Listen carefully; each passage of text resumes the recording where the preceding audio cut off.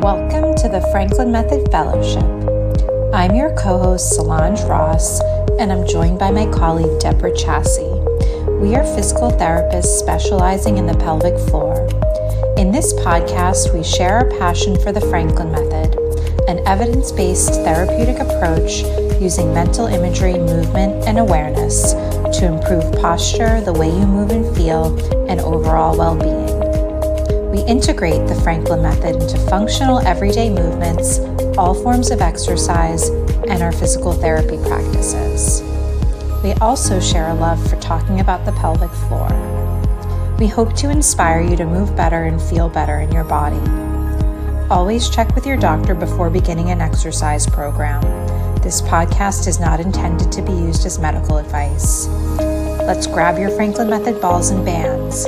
Enjoy the show. Welcome, everyone, to the Franklin Method Fellowship podcast. And today we are in episode 10, and we're going to be talking about Parkinson's disease. So we're so glad that you're here joining us. And we are excited about what we're sharing today for several reasons. One, we really feel that these exercises, movements, imagery, and so forth are going to be really beneficial for people with Parkinson's disease.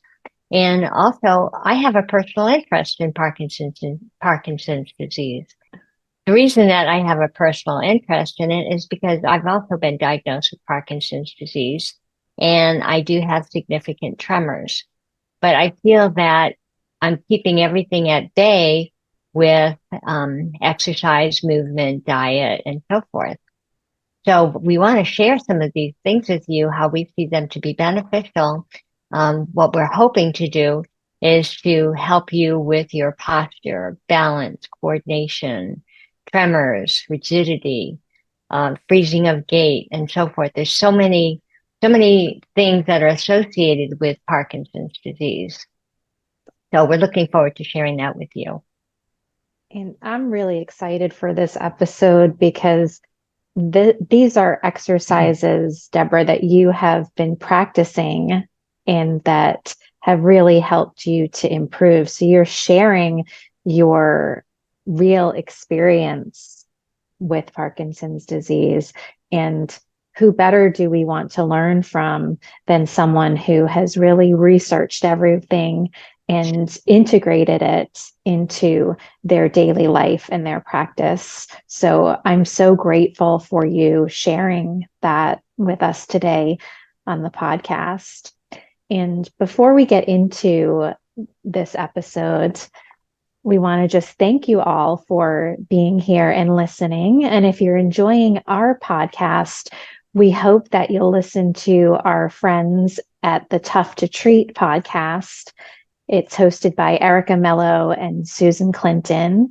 And the podcast is true to its name, Tough to Treat. So they present all sorts of challenging cases, and they look at the body as a whole. So pain in your back, pain in your shoulder may not be where you think that it's coming from. And they have a really holistic approach to challenging cases. So if you're a practitioner, this podcast is for you. If you've tried different therapies and have a painful condition and are stuck, I encourage you to give that a listen as well.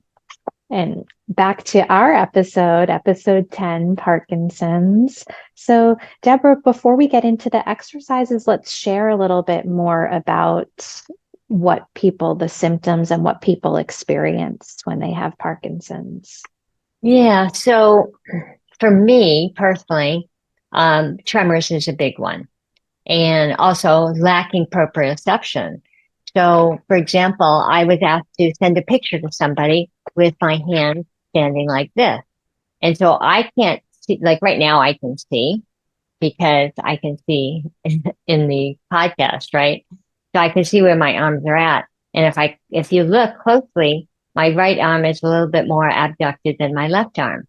And so when I took this picture, like say 6 months, a year ago, it was more like this.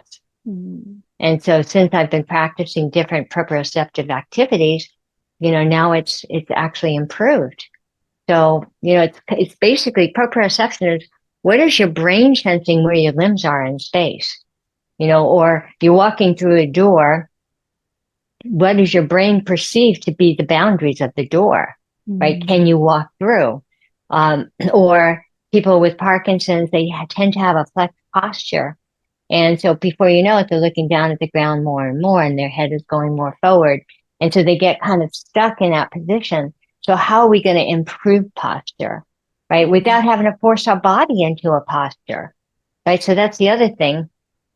And the beauty of the Franklin method is you're not having to force anything. So nobody's having to say, like, stand up straight, bring your shoulders back, right? You just automatically, after practicing, you go, oh, my posture feels so much better. I feel taller, different symptoms that you notice. So let's see. So there's proprioception, coordination. Coordination's a big one.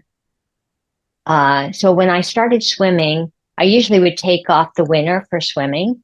And so I started last June. And when I was swimming, I was noticing that my coordination was off. And I was like, yeah, that's not good. So I said to myself, that's okay. It'll get better. Because when you're swimming, you're doing all of these alternating movements. And when I'm doing the crawl, I actually add a little bit of trunk flexion into it too. Right. And I just found that to be more comfortable for me and to improve my left to right side coordination. Let's see. So we talked about, balance. Balance is huge, right? And so on top of that, I'm small framed, which, my bones have been diagnosed as having osteoporosis. So, so that's another fear factor, right? You don't want to fall. And a lot of people fall with Parkinson's. So what are we going to do to improve our balance so that we increase that proprioception about our balance? So all of these exercises we're doing today is really going to help with that. And then so you want to say something? Yeah, I was also just thinking with the balance too and the gait, developing this like shuffling gait. So the Yeah, exercises that we're going to do also are going to help get the feet going so we're not in this shuffle. I was thinking that can also impact the falls if you're not really getting a good leg swing and getting the foot to contact and like taking, nice steps that can right, cause loss of balance and falls as well. right. And that's proprioception, right? Yeah. So a lot of this is based on proprioception, movements, exercises, and so forth. So the other thing is rigidity and tremors. And one of the things that I had noticed is that when I go for a walk, you see, my arm is more active when I'm talking. So when I go for a walk, I start noticing that I'm just getting tight and stiff and Mhm. more shaking. Or if someone's trying to hold my arm so it won't shake, they're making it worse. So what I started doing when I was walking, I was thinking, well, maybe I can do something with coordination. So I developed this coordination exercise where I'm thinking I've got a 2-step in walking. So then let's do a 3-step with my hands. So if you watch, it actually calms down the tremors. It's amazing. And I can talk at the same time, where initially I wouldn't have been able to talk. So that's adding another dimension, right? Above And the chain. I'm excited to get into later on in this episode. We have a great coordination exercise for you guys. Yeah. But I think that's great that that's something that you figured out that, like, yeah, this is something that I can do with walking that can help calm down the tremors. Um, Well, and, one thing that I'm noticing too with people that are listening to our podcast, because I want you to keep in mind that really all our episodes are really good for Parkinson's.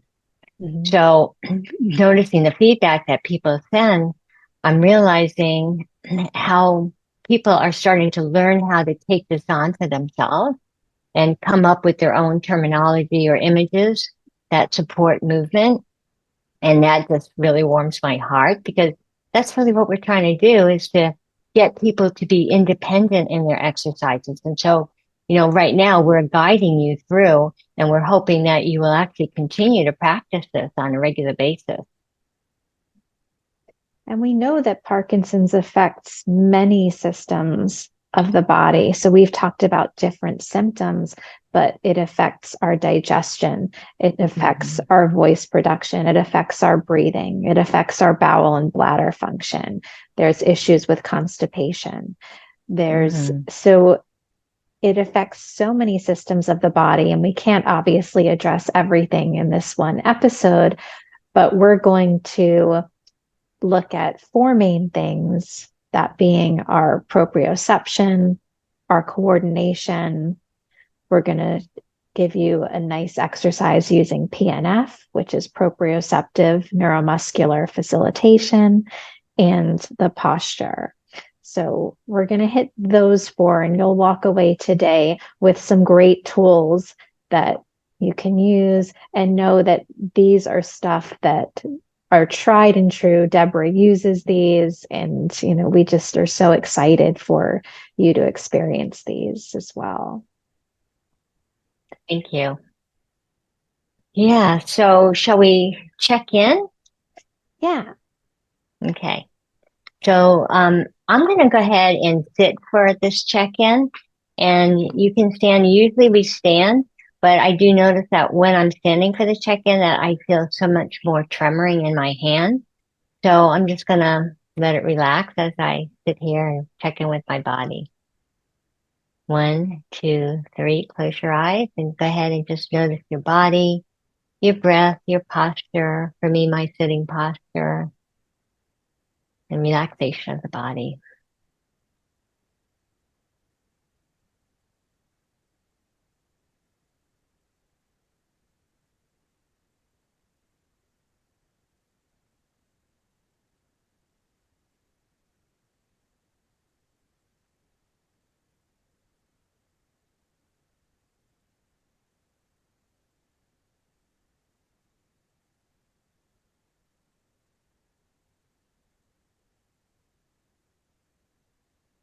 All right, and welcome back. 3, 2, 1. Here we are. How is that for you, Solange? My check-in was good. It's just so interesting because I could feel like a little twitching in one part of my back, like maybe like a muscle is not happy. But it's interesting how I don't feel that when I was sitting here talking to you. So like when things sort of like quieted down and I could tune in, that like that was talking to me. Yeah, So yeah, I'm glad that I'm aware of that, because not being aware of that, like, and I go about my day, it could potentially be talking to me more this evening. that's true. That's true. And it may change too, is what we're going to do. And Definitely. so that does bring up something that in any of these movements, if you don't feel like it's good for your body to do any of these movements, and maybe you have a way to either back off on it and do less of it or not do it at all, please listen to your bodies. But even just watching us do it and imagine that you are us doing it, that's actually really good information for your brain. Let's begin with tapping, and we're going to start tapping on our abdomen. And something that's really important about the abdomen is the gut-brain axis. And so we want to stimulate the proprioceptors in the abdomen. So we're going to tap up the right and down the left.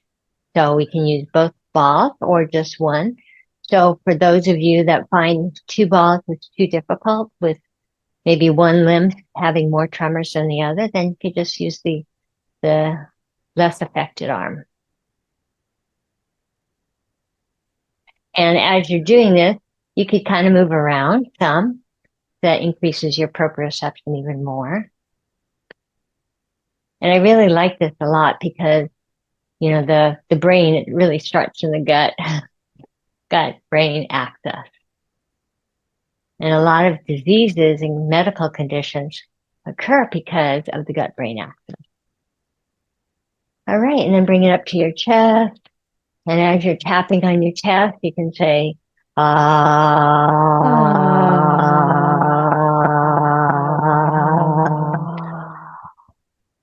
and now I'm tapping along the back side as much as I can, along with the front. And then I'm going to switch to the other side. and realize that maybe something might feel difficult right now, but it actually gets better the more we do it. And isn't that the way it is? The more we practice something, the better we get at it. And so now I'm going to tap around to the backside where the kidneys are. And the kidneys like this vibration and they like the sound E. So you could also say E.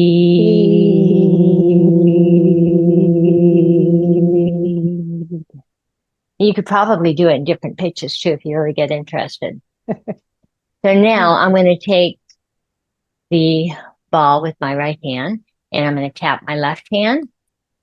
And now, one thing that I notice is when I tap my left arm, that it oftentimes is more sensitive. Today it's not though. Today it actually feels good. But just good hard tapping because in Parkinson's, for example, watch when I tap with this one. So it's good for now. And then something will start changing pretty soon. It's actually doing really good. But I'm starting to feel it wanting to skip and jump, right? So usually it'll start getting really rigid, but I'm amazed at how well it's doing. All right. So I had wanted to just do one side to do a demonstration, but that's okay. I kind of got my demonstration in, huh?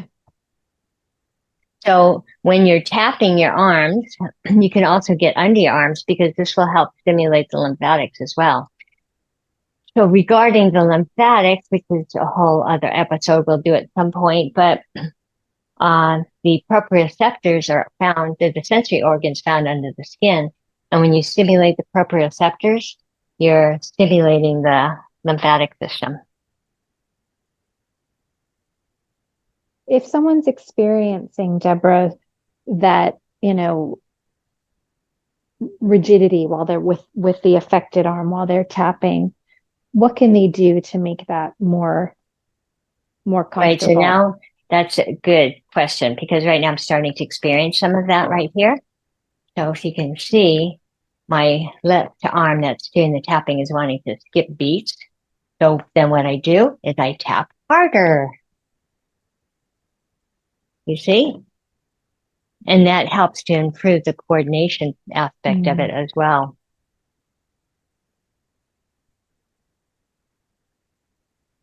Yeah, so usually what we do, and you'll see in most of our episodes, we'll do one side and then we'll compare, but this time we did both.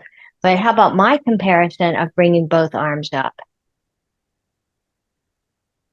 Right, and see if they're balanced. And they look fairly balanced, don't they? Mm-hmm. Yeah. So we can just check the range, feel that, and compare it to our balance. So if you lift a leg up, stand on one leg, compare on the other side. Right. So now we're going to tap the legs. So we're going to tap down the front and up the back. So tap, tap, down the front. And so I'm experiencing some of that rigidity. So I'm tapping harder. Mm. And you can even tap on the ground too. And after you tap on your feet. And get my buttocks. Now I'm coming down the back. And coming up the front. And going down the inside of my legs. And coming up the outside of my legs. And just a couple more times.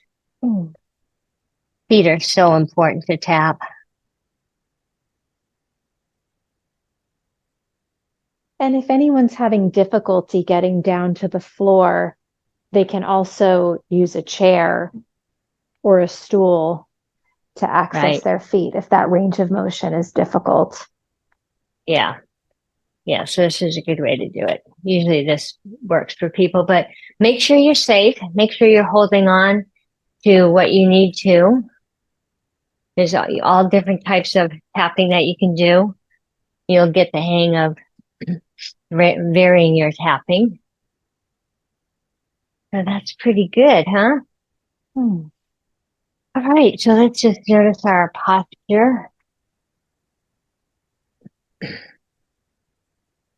And I'm going to bring my hands out again and up. Hmm. I haven't ever checked that before, where I would after tapping, bring my arms out. I'm pretty fascinated by it. And then stand on one leg, and I feel sturdier. I feel like I have a good support into the ground.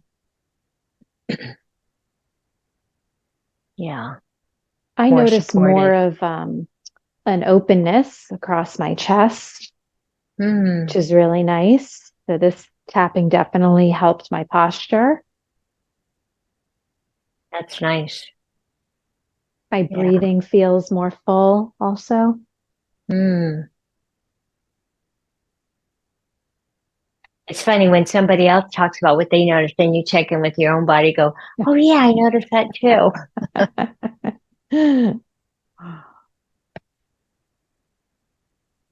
And really, these check ins are so important because this is the dialogue that we're having with our body. So when we take the time to notice those changes, then that gets stored in our brain. So then we can access this better posture, this sense of ease, this better breathing more freely. We can access it. Absolutely. For the next exercise that we're going to do, we're going to look at our balance and coordination. So we're going to play a little game. So who's ready for the game? I am. So the first thing that we're going to do with our feet, and if you need to hold on to this, absolutely hold on. You're going to go on the heel, and then the ball of the foot. Heel, ball. So holding on for support, whatever you need to feel safe. Heel, ball, heel, ball. So this is the first part. And here's where the game comes in. I'm going to teach you a second part. So we're going to tap our hips.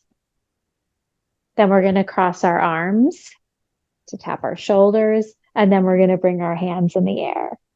So it's hips, shoulders, arms in the air. Now I know you're thinking, where's the game? Well, here's where the game comes in. Do you think that we could put our feet pattern, that heel, ball that I taught you, together with the arm pattern? Would you be up for that? I'm up for it.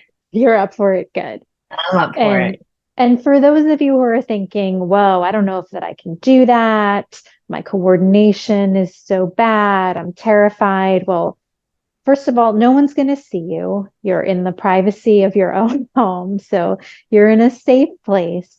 And the goal of this is not to do it perfectly. The goal of this is to have fun. We're introducing a challenge to our system in an environment where we still feel safe.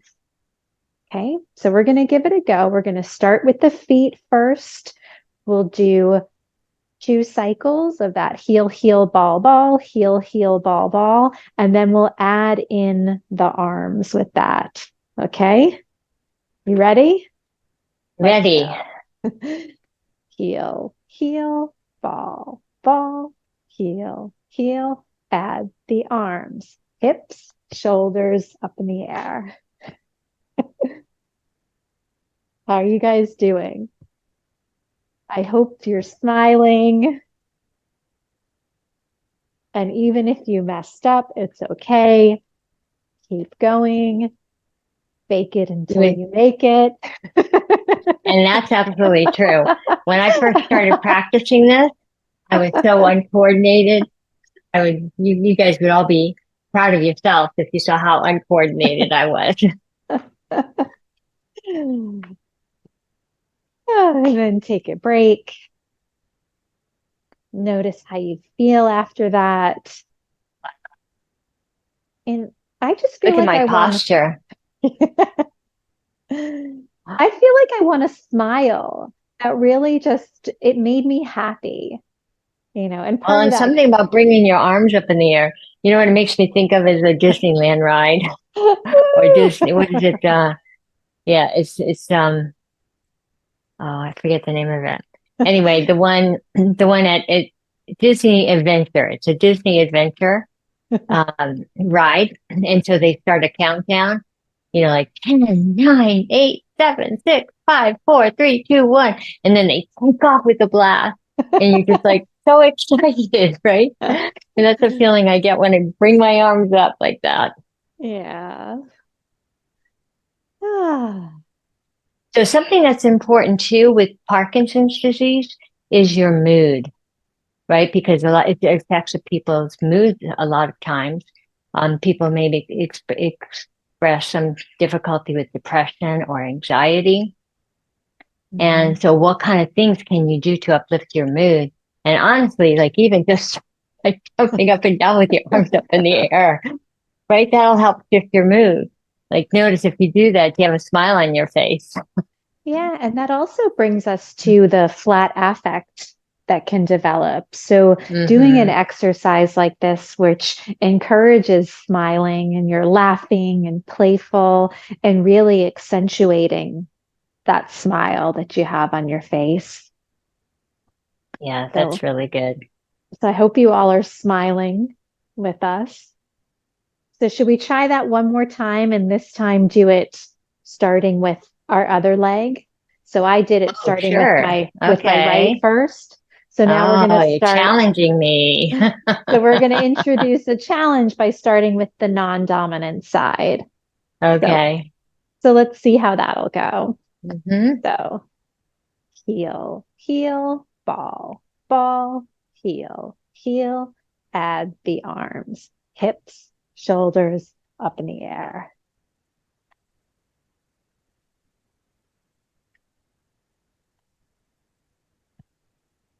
And keep going. Make sure that you're breathing as you're doing this challenge. And if you're holding on, you're maybe just doing the arms with one arm. Absolutely okay. It's interesting though, once you get going with both of them, I don't feel like I have a loss of balance.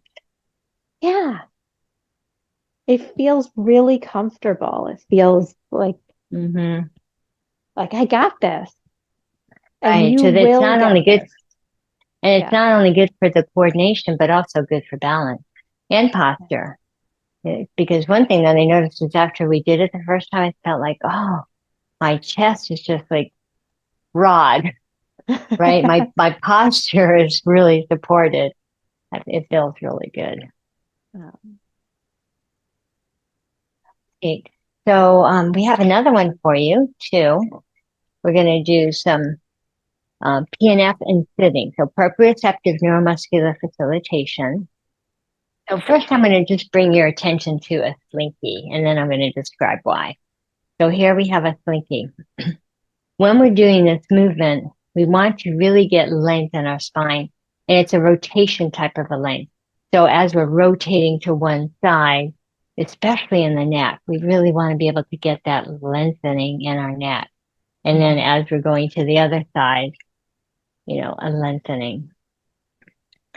So I'm going to do the movements and describe it first. And if you can all see me all right. There we go. There's my feet. The feet are going to be important because we're going to reach down and touch our feet. So first, you're going to close your hand and you're going to reach down towards your feet. And you really want to flex that head forward or drop it down. So not as in a forward posture, but as in a flexed posture. And then you're going to start lifting up.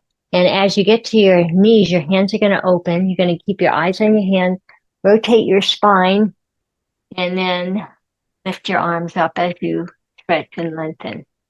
And then you're going to close your hands, bringing your hands down back towards your knee and your lateral foot, and flex your head again. And then start to open and lengthen. And think about when you're flexing, how about some taffy? So here we go, down to our foot again. And think of the neck as being very flexible, like taffy. If you can get a little more flexion out of it and lengthening. And then start to come up, open your hands at the level of the knees, rotate your spine, and reach, extend it, and then close your hands, bring them back to your lateral foot. And think about that taffy, the neck being like taffy, and really feeling that lengthening. Think of the slinky as you're lengthened there, and come back up, and arms reaching up high, and close your hands, bring them down to the lateral foot, flex that neck, let it really drop. Think of the slinky, the taffy, my earpiece. All right, there we go. And bring your hands up. And reaching again, hands are extended, looking at your hands and feeling that lengthening in your spine and the rotation. And then bring your hands back up and just notice how that feels. Normally I do about 10 of these on one side. And then you want to be able to compare the difference. So first, just notice your posture in sitting. Do you feel well supported? How does your breath feel? And what if you extend your arms? And how does that feel? What I notice on just my left side, so the reaching down, it felt like it was really stretching a lot of my left leg and then stretching over to the right. I feel like my left sit bone and just the shoulder and even that side of my jaw is all sort of just anchored down. So like the sit bone into the chair, the shoulder feels like it's just down and relaxed. And that side of my jaw just feels like a little more open, more space. I love the detail. Very nice. Well, why don't we do the other side so we can balance out your other side?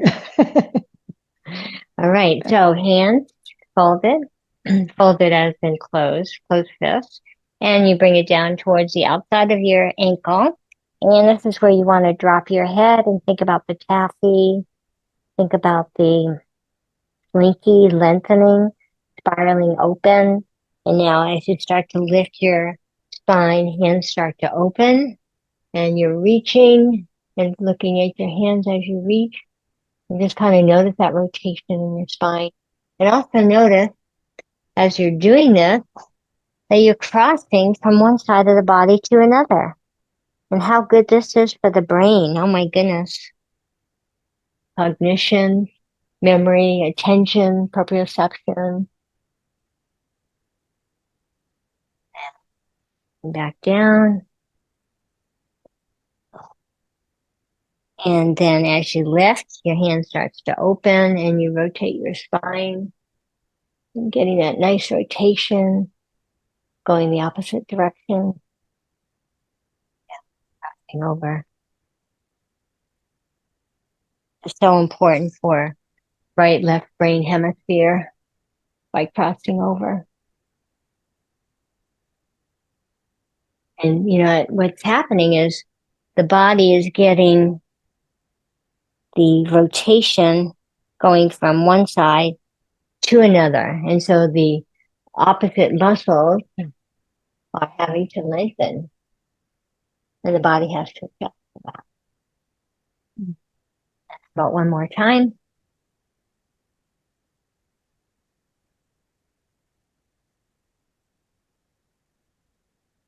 And then hands back down. And notice your posture, your breath, how your feet are planted, what your sit bones feel like in the chair, your jaw. Solange, what are you experiencing now? I feel like I've balanced myself out, but I was just really aware of just like an effortless sitting posture. Yeah, it feels easy to sit. It feels really You know, easy. I'm feeling it right here, my transverse abdominis muscle. I just feel well supported in sitting. Yeah. And I feel like Mm. this openness. So this would be a good way, if you are working with this flexed posture, to feel a sense of openness and ease in sitting after doing this. Even my throat feels open, which actually Mm. would improve the quality of my voice, wouldn't it? Mm. And this is such Mm. a great exercise. I really just wanted to reinforce how this is so good for our proprioception. So, our sense of where our body is in space and the crossing of midline when we go from one side and then we reach up and across to the other, getting both sides of our brain to communicate with each other so that we can get better attention, better memory, better cognition. And it also improves our neuroplasticity. So we want to be growing and making more brain cells and more connections. And whether you have Parkinson's disease or some sort of pain condition that has, changed the sensation that you have or the awareness that you have on one side of the body, this is just an incredible exercise because many people have pain and they can't, their balance on one side may be affected. They have it's maybe the strength, maybe it's the coordination. And this is such a great exercise for getting your brain to really recognize that side and have a better representation of the side. And I love your test to check out both sides. So if you have some sort of meaningful thing that you do to check to see, well, how did my affected side do with that? I encourage you to do whatever test that is that's meaningful to you. That's great, Solange. Thank you. And thanks for the explanation too about how beneficial it is. I really love that about that. Um, I love that about PNF, how, you really get that reciprocal action that's so good for the brain. Yeah. So we're going to continue along in sitting and we're going to do another exercise for our sitting posture. And a lot of people are told in order to sit well that they need to, pull their navel to their spine or pull their shoulders down and back. Um, or even if they're working with a forward head, to like drop their chin and hold their head back. And these are all things that can make us feel more rigid and have an experience of more tension. So, with this exercise that we're going to do, we're going to find a central axis within our body and our central axis that's dynamic. So, we're not going to have to do any of these shoulders back and down, belly button in, head back sort of stuff where we position or line up our body parts. We're going to work with this central axis image and see what the effect of that is. Place your hands on top of your head. So we're going to trace down the sides. So going down the sides of the ears, then through our shoulders. And we're slicing our body in half from front to back. And we'll trace that again. So from the head, down the sides of our head to our ears, then out across the shoulders, under the armpits, to the sides, down to the sides of our hips. And if we were doing this in standing, we would continue down the legs to the outside of the ankles. So we can kind of add that, sliding the legs down to the ankles. And let's do that again. So tracing from the top of the head, down the sides, across the shoulders, down the armpits, the sides of the waist, to the greater trochanter, the femur, going down the leg to the outside of the ankle. And let's trace that one more time. And you could also imagine that maybe water is flowing down the sides of your body, if you like that image. Tracing down the sides of the legs to the ankle. So that's our first plane that divides us in half from front to back. Now we're going to trace the plane that divides us in half from right to left. So we're going to, again, start at the crown of the head, and then we're going to trace a line going down our nose, through our chin, through the midline of the chest, and whatever you can feel in the back as you're tracing as well, down through the belly button to our pubic bone. And then imagine that line going down to the floor and then tracing that again. So starting from the crown of the head, tracing the plane that would divide us into right and left, going down the sternum, down the abdominals, through the pubic bone, and down to the floor. And then one more time, dividing yourself into right and left. And maybe you could imagine that being water flowing down as you trace your hand down to the pubic bone and down to the floor. And now we're going to think about where these two planes meet in our body. So our front to back and our right to left. And as we sit here, let's just notice that midpoint. And maybe you can imagine that midpoint is like a vibrating musical string. Like if you play the violin or the cello, like a vibrating string, or you could imagine it as a bubble floating upwards in a champagne glass in the middle of your body.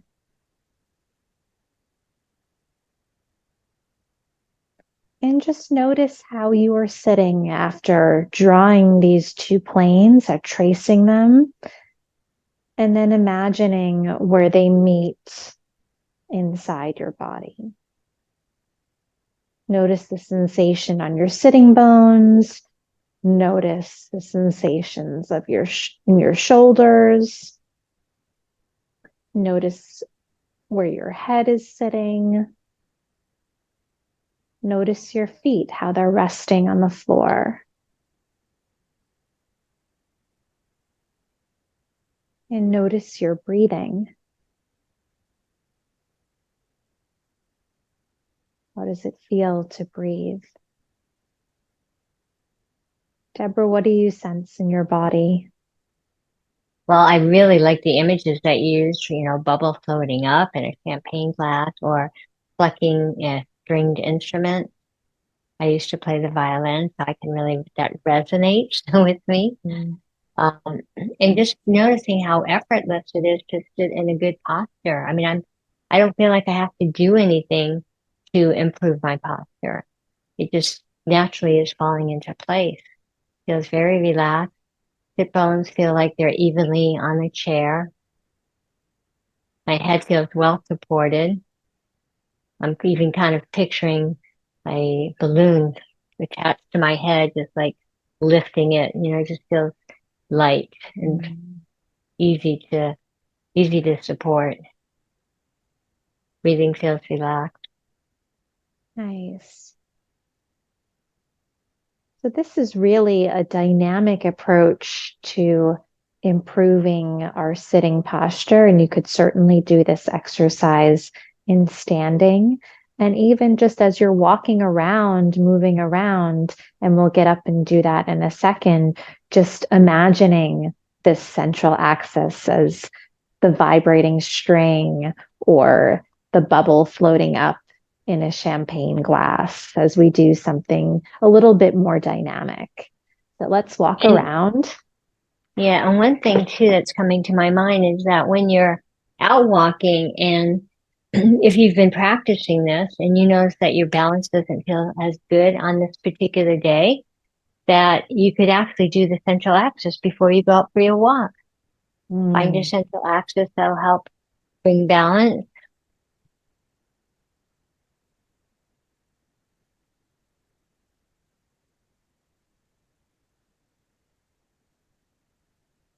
Breathing feels easier walking.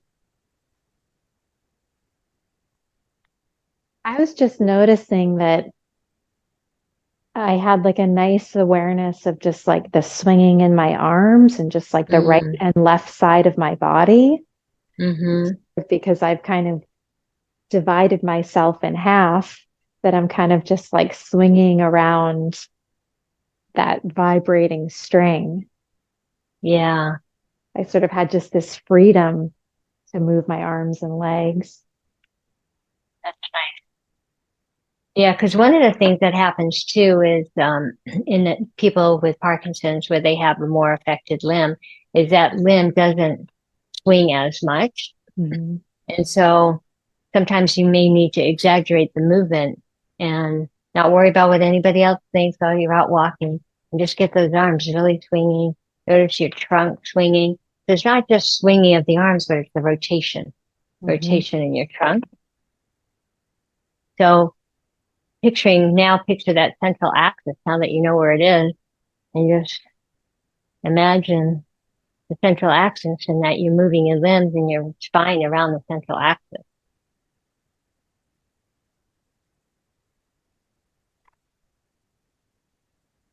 It definitely feels different than when I'm just going for a walk. I would say that this feels like when I'm, thinking about where I'm going to go, I'm sort of leading with my head almost in front of my body, that this really feels like everything's just swinging around the central axis and my head is just floating nicely on top. I sort of feel much, much longer.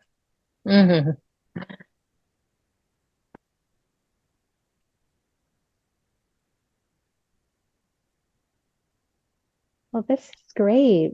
I hope you guys have enjoyed these exercises that we've shared today. And in our patron content, we're going to do some exercises that can help with our feet so that we have better proprioception in our feet. And so they help our balance and our coordination. So if you want those exercises and a little bit more to go with each practice in each of our episodes, look into becoming a patron for the podcast. Thank you so much for joining us for this episode on Parkinson's disease. It was a real enjoyment to share it with you. And Solange, thank you for all of your insight and input too. I really appreciate that. Yeah. And we hope to hear your feedback about how you enjoyed the exercises and if you feel like you're improving in your proprioception, your balance, your coordination, and your posture as it's ever evolving and improving. So thanks again for joining us, and we'll see you next time. Bye, everyone. Bye. Thank you for joining us. We hope you enjoyed the episode. Please like and subscribe to our YouTube channel, and we would greatly appreciate it if you would leave us a review. You can also become a patron of the podcast. Join our patron program to get access to movement practices from each episode, bonus episodes, and Q&As where we answer any questions you have about the practices. We look forward to practicing with you and continuing to share our passion. As we say in the Franklin Method, better information leads to better navigation. keep practicing, and we'll see you next time.